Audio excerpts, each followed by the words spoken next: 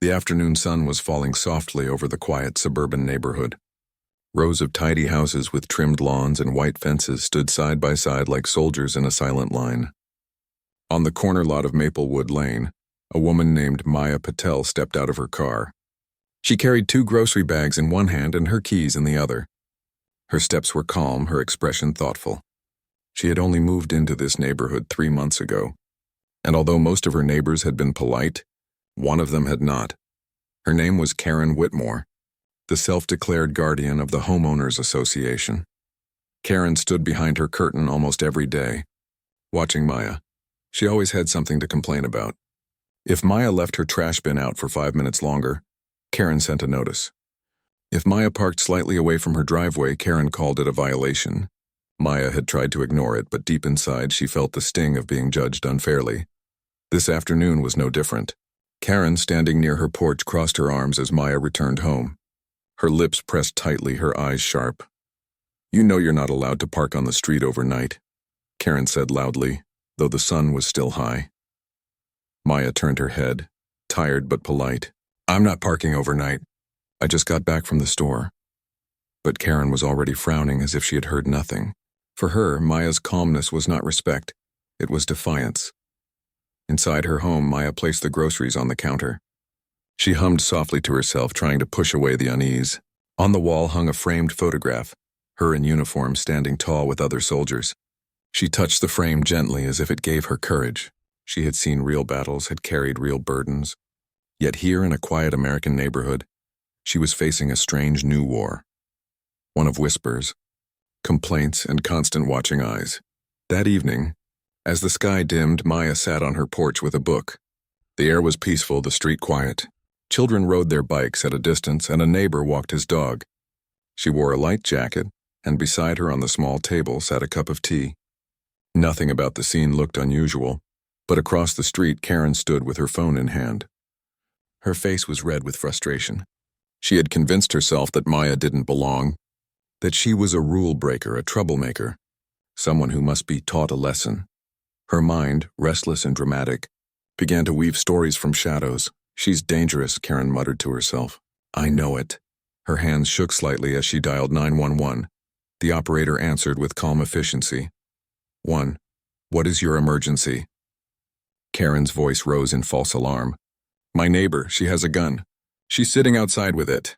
You need to come right now before someone gets hurt." The words were sharp, heavy, and carried urgency. The operator, trained to take every threat seriously, immediately dispatched units. Sirens echoed minutes later, slicing through the peaceful night. Maya looked up from her book as flashing lights filled the street. Police cars arrived, one after another, their headlights cutting across the lawns. Neighbors peeked out of windows, whispers spreading quickly like sparks in dry grass. She placed her book gently on the table, confusion knitting her brows. "What on earth?" she whispered to herself. The officers jumped out, their voices firm. "Ma'am, step away from the porch." Maya blinked, her voice steady but questioning. "What's going on?" "Hands visible now," one shouted. Karen stood nearby, arms folded, her expression smug but pretending to be concerned. She raised her voice. "That's her. That's the woman with the gun." Maya's heart raced. Her hands lifted slowly, palms open. "I don't have any weapon," she said clearly. "You can check." The officers advanced cautiously, scanning the porch. On the table lay nothing but a teacup, a book, and a small flower vase. There was no weapon in sight. Still, their orders remained strict.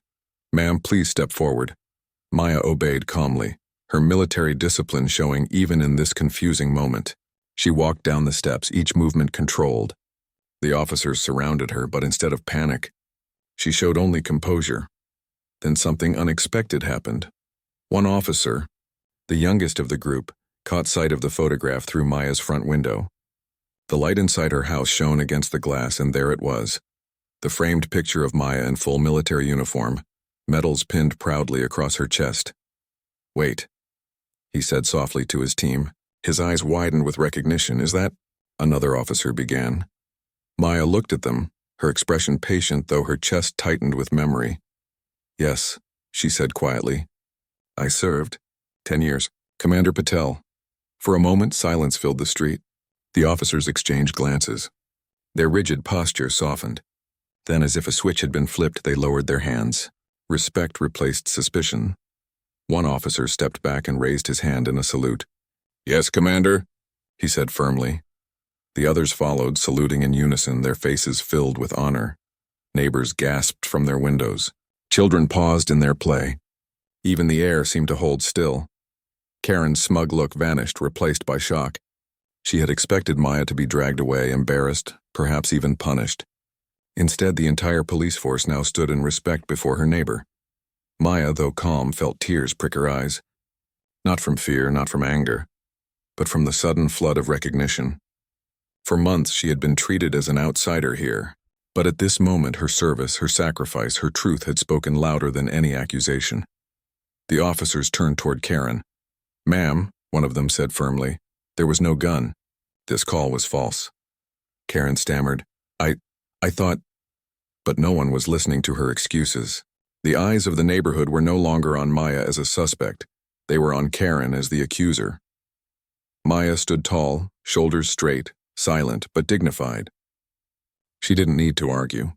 She didn't need to defend herself with words. The salute had already spoken louder than anything else. Yet deep inside she knew this was not the end. The night had revealed much. Karen's hatred was not simply about rules or parking. It was about fear, pride, and control. And while Maya had won respect from the officers, the battle for peace in her new home was only beginning. As the sirens faded and the police left, Maya returned to her porch. She lifted her teacup again, the taste now carrying both bitterness and strength. Across the street, Karen slammed her door, her shadow retreating into darkness. The neighborhood remained silent, every window still glowing with curiosity. Maya opened her book once more, but her eyes did not move across the words. Instead, she thought about what tomorrow would bring. The next morning came with soft golden light spilling across Maplewood Lane. Birds sang in the trees, and sprinklers clicked as they watered the lawns. Yet beneath the calm surface of the neighborhood, whispers still stirred. What had happened the night before was the talk of every household. Children repeated it in hushed voices. The police saluted her. Adults discussed it while sipping coffee. She's a commander? Who knew? And behind one closed door, Karen sat with a storm inside her heart. Maya woke early as usual. Discipline was her habit, built through years of service.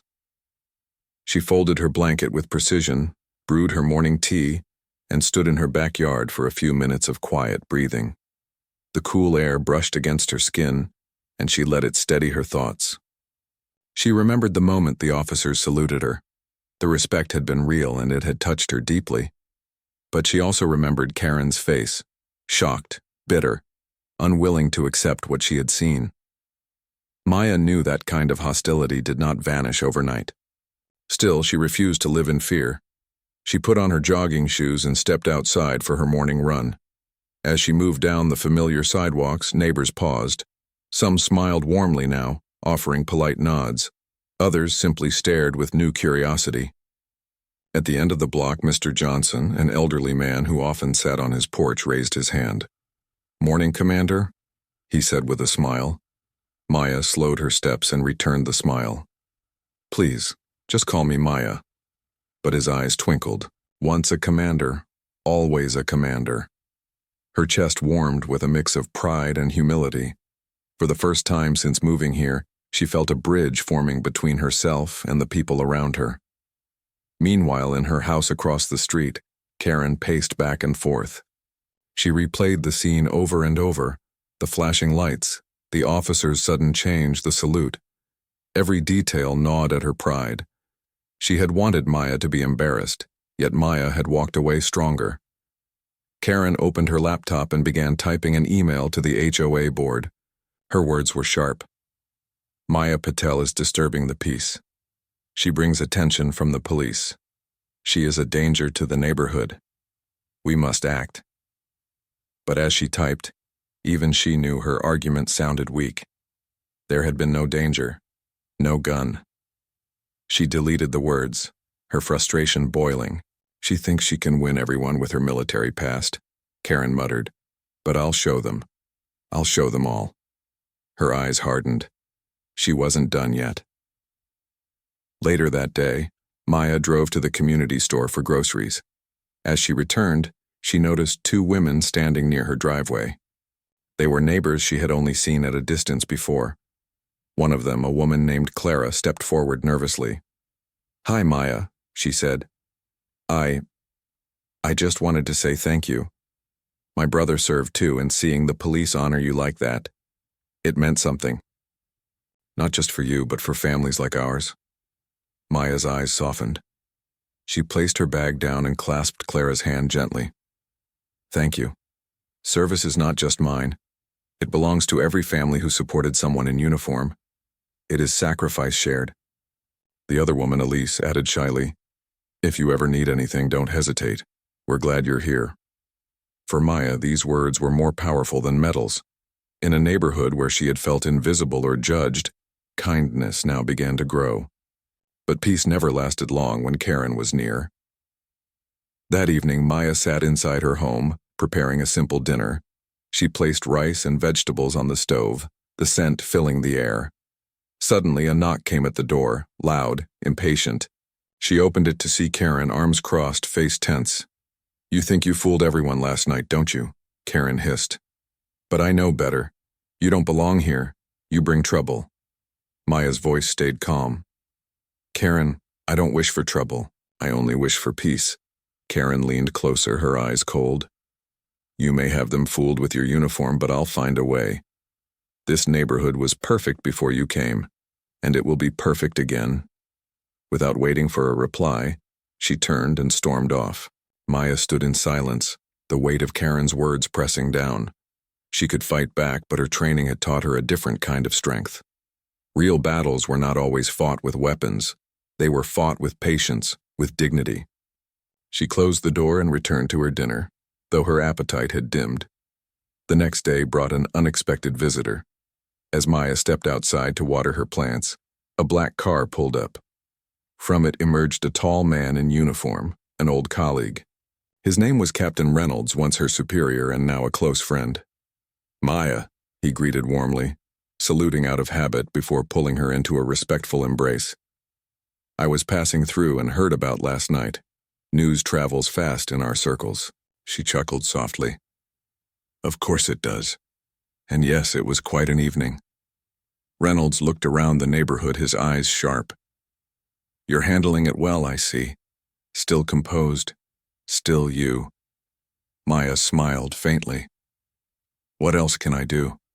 Life after service is its own battlefield." He nodded, his voice turning serious. "Remember, Maya, not every fight is worth your energy, but the ones that matter, you'll know. And when that time comes, stand tall, as you always have." His words sank deep into her heart. Karen, from her window, watched the scene with narrowed eyes.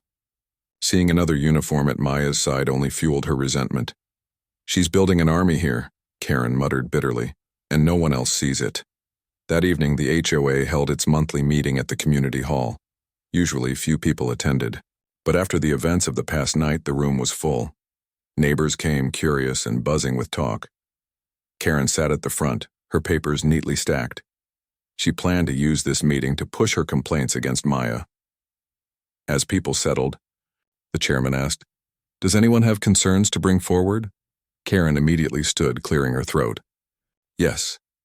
I want to address the issue of our new neighbor, Maya Patel. She has already brought police disturbance. She sits outside watching everyone. She is not..." But before she could finish, Clara raised her hand. "With respect, Karen, I disagree. Maya has done nothing wrong. The police came because of a false call, and when they realized who she was, they honored her. That is not disturbance. That is respect." A murmur spread across the room. Elise added, "She served our country. She deserves peace here, like anyone else." Karen's face turned red. "You're being fooled. But then, to everyone's surprise, the HOA chairman spoke firmly. "Enough, Karen. We all know Maya now. And from what I see, the problem is not Maya. It is this hostility. We are supposed to build a community, not tear it down." Applause rippled through the hall. For the first time, Karen's voice was drowned out. She sat down, her hands trembling. her pride shattered. Maya, sitting quietly in the back, felt her chest tighten with emotion. She hadn't spoken a single word in her defense, yet the truth had carried through others. That night, as she walked home under the silver glow of the moon, Maya thought about her journey. She had faced battles across the world, but here she was facing one in her own neighborhood. The difference was clear. In war, enemies wore uniforms. Here, hostility wore the face of a neighbor. Still, she felt hope, because for every Karen there were also Claras and Elises, voices that believed in fairness, in kindness, in unity. As she reached her porch, she looked across the street. Karen's window was dark, but Maya could feel her watching still, plotting her next move. Maya whispered softly to herself, "I will not be broken. Not here. Not anywhere." She lifted her teacup, the steam curling into the night. The road ahead was uncertain, but she was ready, because once a commander, always a commander. The week after the HOA meeting brought a new air to Maplewood Lane. Neighbors smiled more openly at Maya. Some waved when she drove past. A few even stopped to chat about small things like gardens, recipes, or the weather. It felt like a fragile but important change. For months she had been the outsider. Now for the first time she was becoming part of the neighborhood. Yet across the street, Karen's bitterness grew heavier each day. She sat in her living room, curtains half drawn, her notebook filled with angry scribbles. Each page was marked with phrases like "watch her closely" or "find a reason." She could not accept being ignored. "Everyone thinks she's some kind of hero," Karen muttered as she tapped her pen against the table. "But I know she doesn't belong here." Her heart was restless, her pride wounded. And when pride turns into obsession, it often leads to dangerous ideas. One morning, Maya was watering her small flower bed near the porch. The sky was bright, the air filled with the scent of fresh-cut grass. Suddenly, a boy from down the street ran up with a wide smile. "Miss Maya," he called. "My mom said you used to be in the army. Is that true?" Maya crouched down, meeting his curious eyes. "Yes, it's true. I served for many years." "Wow," the boy whispered, his eyes shining. "That means you're super brave." Maya chuckled softly. "Bravery isn't about not being afraid. It's about doing what's right, even when you are afraid." The boy thought for a moment, then nodded seriously before running back to his friends. From her window, Karen saw it all. Her stomach twisted.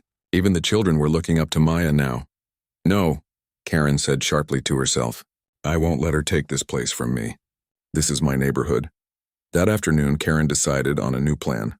She called a friend who worked loosely with the HOA, a woman named Brenda, who often liked gossip more than truth. "Brenda," Karen said sweetly, "I heard some things about Maya. You know, people like her, sometimes they hide things. What if she brought weapons back from her service?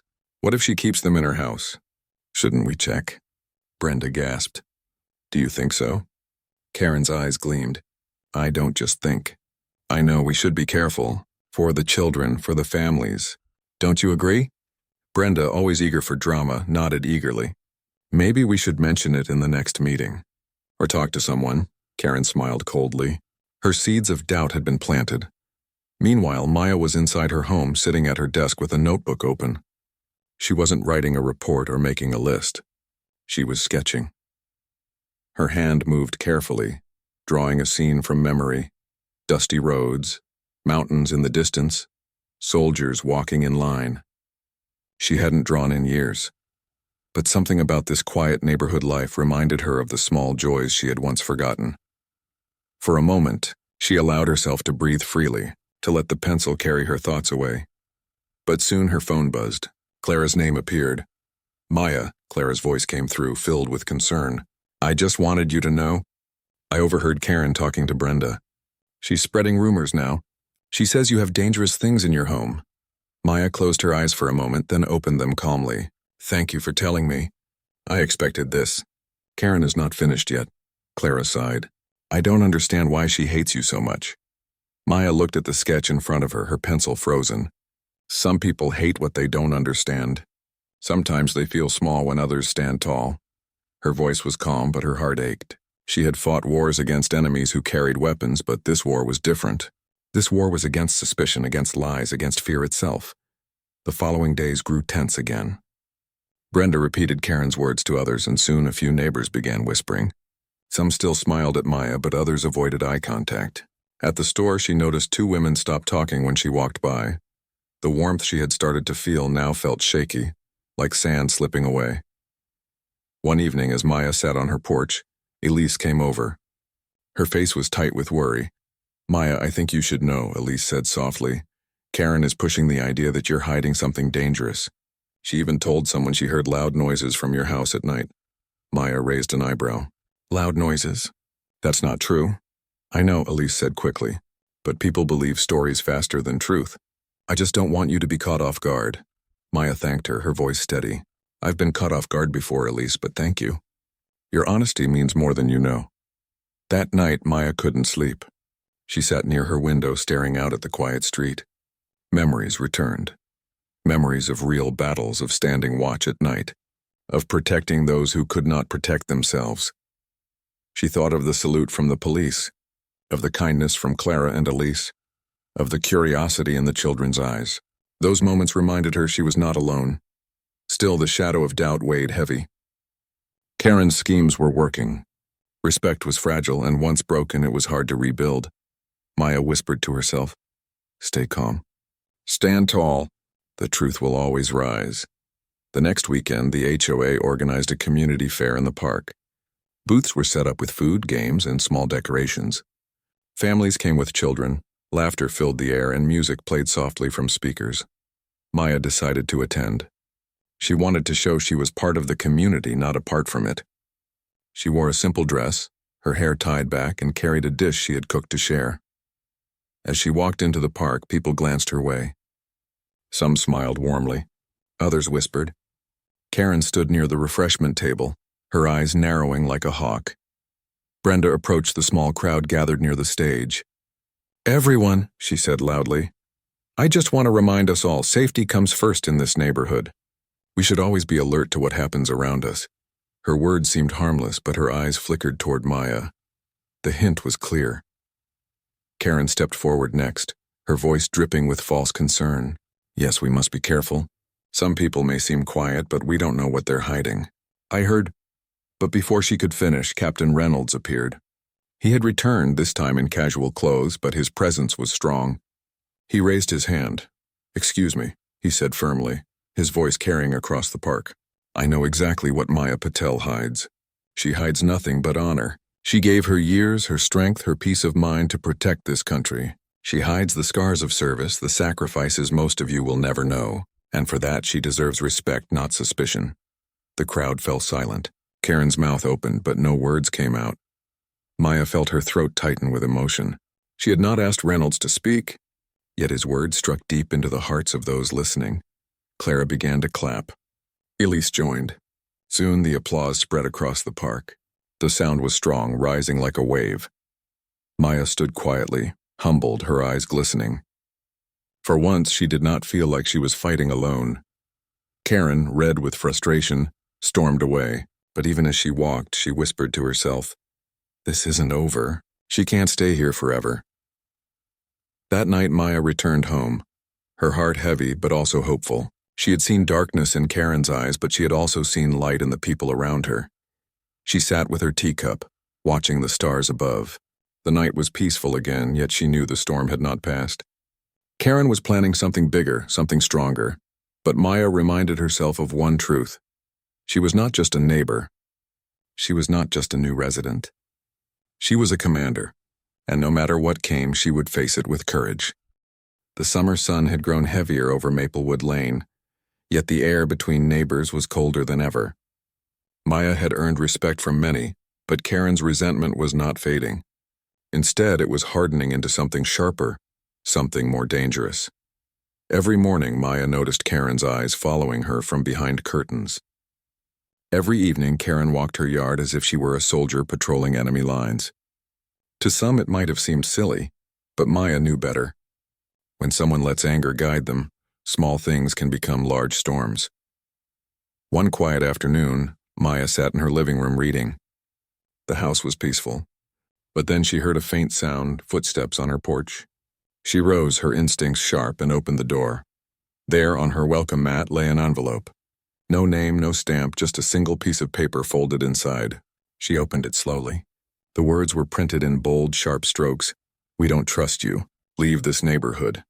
Her hands tightened on the paper, but her expression stayed calm. She had seen worse messages in her years of service. Graffiti on walls in distant cities. Warnings from enemies who wanted to break her spirit. This was not new. Still, it hurt. She placed the paper on her desk and took a long breath. Fear was what the writer wanted. Fear was what she would never give. That evening, Clara visited after hearing whispers from the block. When Maya showed her the note, Clara gasped. "This is too far," Clara said. "It must be Karen." Maya shook her head. "We don't accuse without proof. That is not justice. If it is her, the truth will show itself." Clara frowned. "You're too calm." "I don't know how you do it," Maya smiled faintly. "Calm is my weapon. It is how I win battles without fighting them." But Karen was not calm. She was restless. Her meeting with Brenda had not achieved what she wanted. Her attempt at the fair had backfired. And now Maya was more respected than ever. Every failure only fed her anger. She began digging into Maya's past, searching online, asking questions in nearby towns. But all she found were records of honor, commendations, medals, stories of sacrifice. The more she looked, the more her jealousy grew. "She can't be perfect," Karen whispered late at night as she sat with her laptop. "There must be something." Her eyes grew tired, but her mind refused to rest. At last, in her desperation, she formed a new plan. If the truth wouldn't bring Maya down, then lies would. 2 days later, the peace of Maplewood was broken once more. Police cars rolled down the street, their sirens quiet but their presence heavy. Neighbors gathered at windows again, whispers filling the air. Maya, who had been trimming her plants, looked up as the officers approached. Her chest tightened. She knew the signs of false alarms now. "Ma'am," one officer said carefully, "we received a report of suspicious activity here." Maya's voice was steady. "Suspicious activity?" "Yes," he said, hesitating. "We were told there may be illegal items stored in your garage." Gasps echoed from the watching neighbors. Maya's eyes flickered, not with fear but with quiet disappointment. "You may check," she said firmly. "I give you permission." The officers searched her garage. They found only boxes of books, gardening tools, and a small bicycle her nephew had left behind. No weapons, no secrets, nothing. One officer sighed, shaking his head. "I'm sorry, ma'am. We had to be sure." "I understand," Maya replied softly. "You were only doing your job." The neighbors who had gathered outside now looked uneasy. Some whispered apologies. Others looked angrily across the street, where Karen stood with folded arms, her face pale but defiant. Everyone knew who had made the call. That night, Elise and Clara visited together. Their voices were firm. "This can't go on," Elise said. "She's crossing lines, Maya. She won't stop until she ruins your peace." Maya poured them tea, her hands graceful, her face thoughtful. "I know, but if I fight her with the same bitterness, I lose myself. And that I will never allow." Clara leaned forward. "But what if she tries something worse?" Maya's eyes grew distant, remembering other nights, other threats from long ago. "Then I will face it. Not with anger, but with truth." Meanwhile, Karen's frustration had reached its highest point. That evening, she sat in her kitchen with Brenda, venting loudly. "She makes me look like a fool every time," Karen complained. "The police, the neighbors, even the children, they all admire her." "I won't let her win." Brenda shifted uncomfortably. "Karen, maybe we should stop. People are starting to talk about you, not her." But Karen's face hardened. "No. If they don't see her as the problem, I'll make them see. One way or another." Her words carried an edge of finality that even Brenda could not ignore. The following weekend, Maplewood held a charity drive at the park. Families brought clothes, food, and toys to donate. Maya volunteered to organize the tables, her calm voice guiding children and parents with ease. Laughter filled the air, but in the crowd, Karen watched from a distance, her anger boiling as people gathered around Maya with smiles. She whispered under her breath, "They'll regret trusting her." As the event ended and people packed their cars, Karen slipped quietly to Maya's donation table. With quick, nervous hands, she dropped a small object into one of the boxes. Then she walked away, her heart racing with both fear and excitement. It was her boldest plan yet. Later that evening, while sorting donations, a volunteer noticed the object, a metal case with wires sticking out. His face paled and he called the police immediately. When officers arrived, the crowd was already buzzing with fear. The object looked suspicious, though it was only a harmless old device with no real danger. But to untrained eyes it appeared threatening. All heads turned toward Maya. Whispers rose. Did she bring it? It was in her box. Maya's heart sank. She stepped forward calmly, raising her voice. I did not place that there. You may search everything I brought. You will find nothing else. The officers carefully inspected the item and quickly determined it was not dangerous. Relief swept the crowd, but suspicion lingered in some eyes. Karen, standing nearby, pressed her lips tightly to hide a smile. Her plan had not destroyed Maya, but it had planted more seeds of doubt. That night, Maya sat alone on her porch. The moonlight painted silver patterns on the grass. Her hands wrapped around her teacup, warm against the cool night air. For the first time in many weeks, she felt truly tired. Not of the accusations, but of the endless cycle. She had carried heavy burdens before, yet this weight was different. It was the weight of being misunderstood in the place she wanted to call home. She looked up at the stars and whispered, I fought for peace. Why is peace the hardest battle here? Her voice broke slightly, but her eyes stayed strong. Across the street, Karen watched from her window. For a brief second, she felt something unexpected, guilt. A small part of her heart wondered if she had gone too far. But pride was stronger than guilt, and pride whispered, don't stop. You must win. The next morning, a knock came at Maya's door. It was Captain Reynolds again, his face serious. I heard what happened, he said. Are you all right? Maya nodded, though her eyes were tired. I am fine, but I fear this won't end soon. Reynolds placed a firm hand on her shoulder. Then you must prepare. Not for war, but for truth. The community must see her lies with their own eyes. Until then, stand as you always have. Steady, calm, unshaken. His words gave her strength. As the sun rose higher that day, Maya stood on her porch, her back straight, her gaze clear.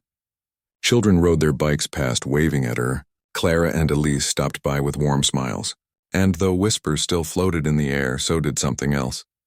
Trust, growing quietly like seeds under the soil. Karen's plans had hurt her, yes, but they had not broken her. The battle for peace was reaching its peak, and Maya knew the next move would decide everything. She lifted her teacup once more, whispering to herself, I will not fall. The truth will rise. The days after the charity event felt heavy for Maya. Though the device found in the donation box was harmless, its presence had shaken the community. Some neighbors now looked at her with quiet doubt, while others defended her openly. It was a division Karen had wanted all along. But even in this storm of whispers, Maya's calm presence did not break. She still watered her plants each morning, greeted children with warmth, and carried herself with dignity. She believed time would reveal the truth, but she also knew time alone was not enough. Truth had to be shown. Karen's last push Karen, meanwhile, felt emboldened. She had watched the neighbors murmur and exchange suspicious glances. For the first time, she felt her plan was working. They're starting to see her differently, Karen muttered to herself one evening. Just a little more and they'll all know she doesn't belong here. Brenda, who sat across the table, shifted uneasily.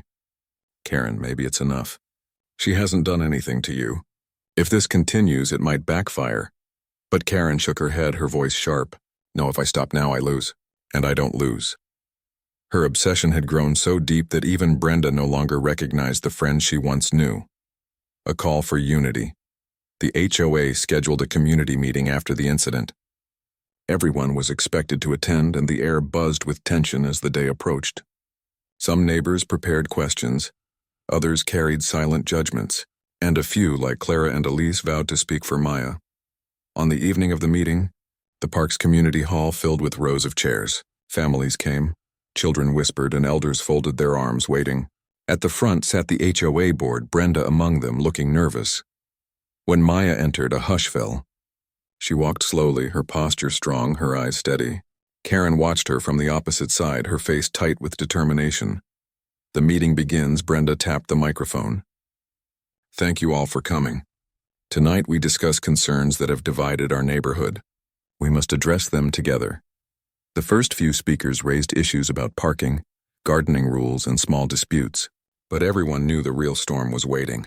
Finally, one man stood and said what many were thinking. What about the recent police visits? What about the suspicious item at the charity drive? We need answers, whispers rose instantly. All eyes turned to Maya. Maya speaks. She rose from her chair, calm and collected. Her voice carried softly but firmly across the room. I understand your doubts. You saw police at my door and you heard rumors. But I ask you to look beyond whispers and see with your own eyes. Every time the police came, I opened my home. They found nothing. Not because I hid it, but because there was nothing to hide. Her words echoed. Some nodded. Others remained uncertain. I served for many years, she continued. In those years, I learned that battles are not always fought with weapons. Sometimes they are fought with patience, honesty, and peace. I came to this neighborhood not as a stranger, but as a neighbor who wants the same as you. A safe and kind community. She paused, her gaze sweeping the room. Judge me not by lies, but by what I have done since arriving.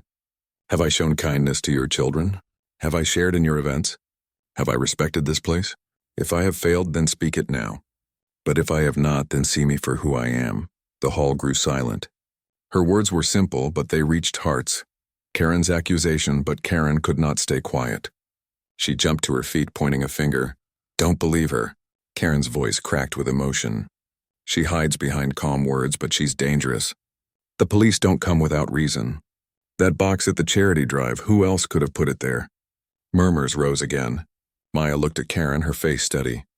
Then show proof, Maya said gently. Not fear, not rumor, proof. Karen's face flushed. Everyone knows it's you. That should be enough. But the room did not nod with her. Instead, doubt flickered in their eyes. Doubt not of Maya, but of Karen. The twist of truth. At that moment, Captain Reynolds entered the hall. He carried a small folder in his hands. People parted to let him through. I'm sorry for interrupting, he said, but I believe this belongs here. He placed the folder on the table.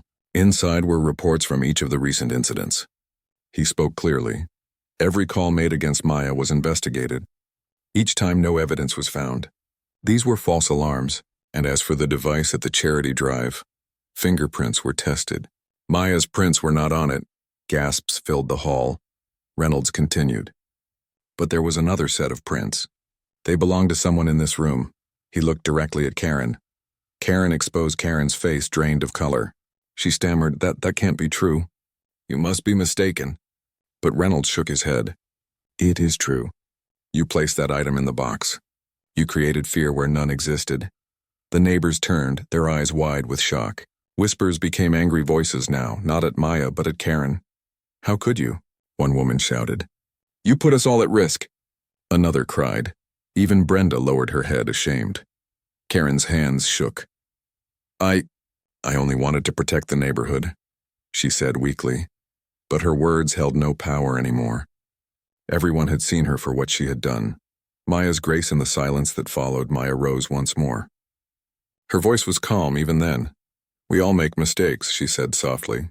But hatred grows when we let fear guide us. I will not return Karen's anger with anger. I forgive her, though I cannot forget what has been done. What I ask now is that we as neighbors learn from this. Let us not let suspicion break us again. Her words carried a strength greater than anger could ever have. Some neighbors wiped their eyes. Others nodded deeply. Even Karen, broken by the weight of exposure, felt something stir inside her. A mix of shame and regret. A new dawn in the weeks that followed. The atmosphere of Maplewood changed. The whispers faded. Neighbors greeted Maya with warmth. Children brought her flowers from their gardens. Elise and Clara often sat with her on the porch, sharing stories and laughter. The HOA, after much discussion, asked Karen to step down from her position. She no longer walked the street with pride. Instead, she kept to herself, learning slowly that respect is not demanded by fear but earned by kindness. Maya, however, carried on as she always had, calm, steady, graceful. Her porch became a place of gathering where people felt peace. One evening, Clara said, You could have destroyed her that night, but you chose forgiveness. Why? Maya smiled faintly. Because forgiveness is freedom. If I had carried her anger, it would have become mine. and I refuse to carry what does not belong to me. The commanders salute months later. During the town's autumn festival, a group of veterans attended as guests of honor. When they saw Maya, their eyes lit with recognition. They stood one by one and gave her a crisp salute. The crowd watched in awe. In that moment, every doubt, every whisper, every lie that had shadowed her name was washed away. "Yes, Commander," one veteran said proudly. "We still follow your lead." The neighbors clapped, some with tears in their eyes. Karen, standing at the edge of the crowd, lowered her gaze, the truth undeniable.